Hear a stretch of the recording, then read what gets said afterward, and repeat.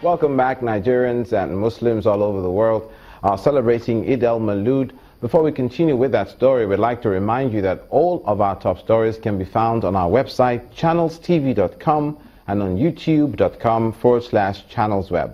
Please log on to m.channelstv.com to see us live. On your mobile device, you can also download the Channels TV app for Android, iOS, and Windows phones from their respective stores.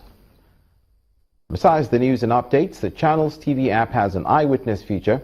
We encourage you to use it to share those pictures, videos, or news of happenings around you. Just install the app, then tap and swipe to reveal the eyewitness menu and follow the instructions.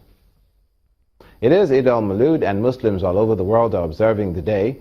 It's the observance of the birthday of Prophet Muhammad, the 12th day of Rabi al-Awwal, third month in the Islamic calendar.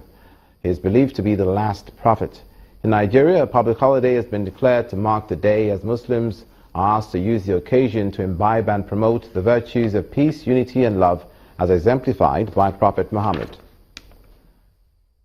Meanwhile, President Muhammad Buhari has conveyed a goodwill message to Nigerians on the occasion of Eid el-Maulud, describing it as a period of celebration and deep reflection. He asked Nigerians to reflect on the current challenges of the nation and not lose faith in the ability of his administration to make a difference. According to the president, quote, "The reality of the temporary challenges should not undermine our hope, reverse our collective will to succeed, or divide us. Rather, it should remind us on why we need to stay together, fight together, and succeed together. We all share a vision of a better Nigeria, and we will all share in the responsibility of building the country of our dreams." End of quote. He also mentions the 2017 budget proposals, which he'll lay before the National Assembly on Wednesday to contain measures that will help improve the economy. In the South, as the people of Akwa Ibom State mourn victims of the church building collapse, Edo State Governor Mr. Godwin Obaseki is commiserating with the families of those who died and survivors of the incident.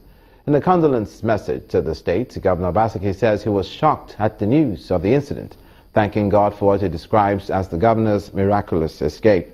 He also prayed for those who sustained injuries and for those who lost loved ones, the fortitude to bear the loss. Meanwhile, Akwa Ibom State is still observing the two-day mourning declared to honor the victims of the church building collapse in Uyo, the state capital.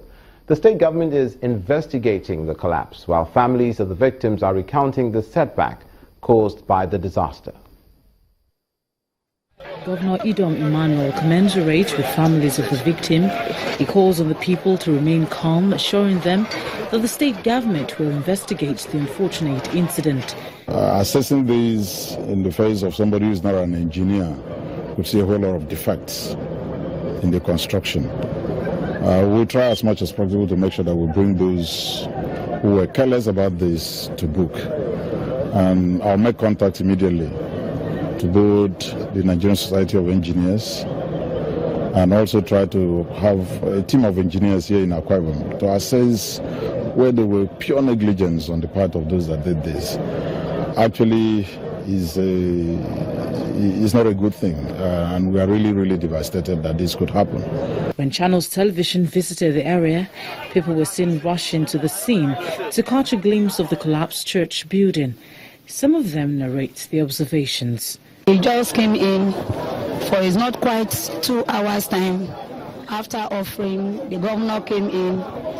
Immediately the governor came in, it's not up to 20 minutes time, the building collapsed. Just when we look up, we saw the building coming down and people were rushing out. The Commissioner for Health, Dr. Dominic Ukong, gave a situation report at the Idom Specialist Hospital, where most of the injured are still undergoing treatment. When you have a tragedy of this magnitude, what happens normally, some people are dead at the spot. That you can't do much about. We just have to sympathize with the families. And then some will be seriously injured. You have to be able to try being able to look at the degree of injuries, which ones can you save. A worshipper whose family members sustained injuries also speaks on the incident. My wife and my children, they were sitting together, but 2 of my children got affected, and my wife had no problem, and I thank God. Though the children has been taken to the hospital here in Ibom Specialist Hospital, they are in stable condition, and I thank God they are responding to treatment. Flags have flown at half-mast throughout the state in line with the declaration of a 2-day of mourning in the state.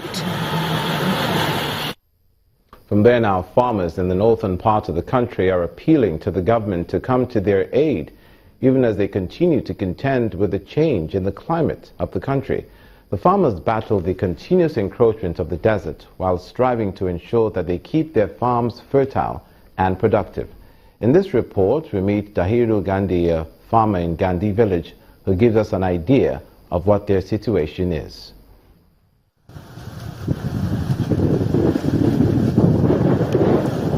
Desert. The menace of this 6-lettered word has continued to worry those in the Sahel Savannah belt of the nation.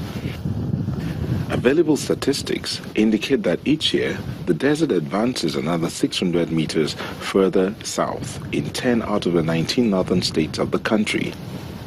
Kano, Katsina, Zamfara, Sokoto, Borno, Yobe are amongst the worst hit states. By falling within those arid zones, the rate of desertification is very alarming. But at the state level, our budgetary provision has been increased, and we've planted about 200 kilometers of trees. Gandhi village is not amongst the frontline villages affected, but that doesn't stop the desert effect. Dahiru, who lives here, considers himself a medium-scale farmer, but he claims he loses on the average 100 bags of wheat per harvest.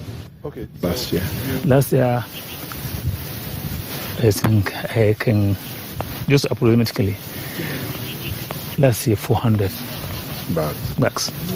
How many do you think you'll get this year? This year, approximately 300. I lose Gaskia of 25% over last year's crop. The encroachment is more than this. And we are just starting.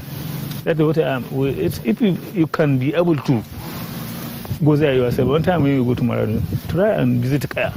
If you visit Kaya, they will show you how the desert is encroaching annually. At least more than 3 kilometers annually.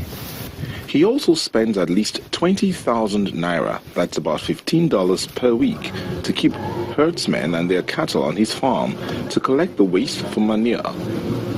This also holds the sand particles together. While the farmers strive to plant clusters of trees within their farms, the government says it's planting more trees every year to combat the desert.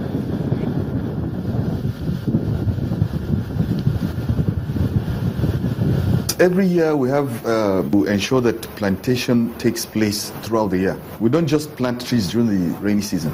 Even during the dry season, we irrigate trees. Yes, the government is planting, and we as individuals farmers are planting in our farms just to reduce the level of encroachment. That's all what we can do. And you see, all these neem trees are planted by us. The fight against the encroachment of the desert has been on for a long time.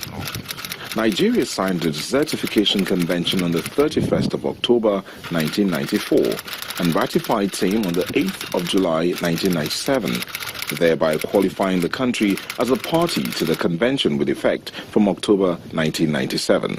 The clusters of trees are deliberately cultivated at designated locations to reduce the impact of the desert winds bearing sands. Yet, the residents of the rural communities continue to cut down trees. Kepe Tambol axis, there's a lot of logging for charcoal that's going on.